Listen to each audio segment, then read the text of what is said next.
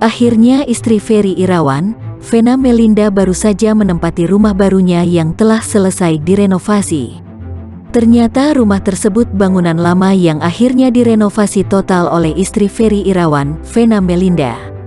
Kini diketahui untuk merenovasi rumah tersebut, istri Ferry Irawan, Venna Melinda ternyata harus rela merogoh uang yang tidak sedikit.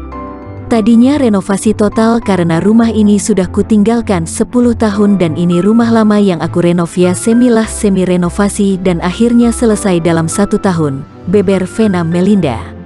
Hal tersebut diketahui dari pengakuan Venna Melinda saat peresmian sekaligus room tour rumah itu seperti yang terlihat dalam tayangan video vlog kanal YouTube Venna Melinda Channel.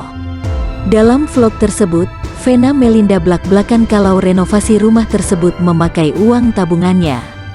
Pengerjaan renovasi itu juga dilakukan secara bertahap selama 1 tahun.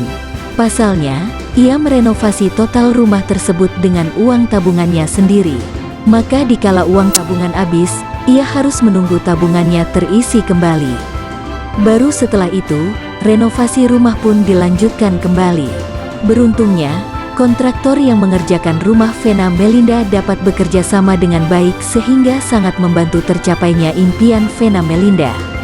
Tak lepas dari itu semua adalah rasa syukur Venna Melinda akhirnya sudah bisa menghuni rumah tersebut bersama Ferry Irawan dan Tadinya.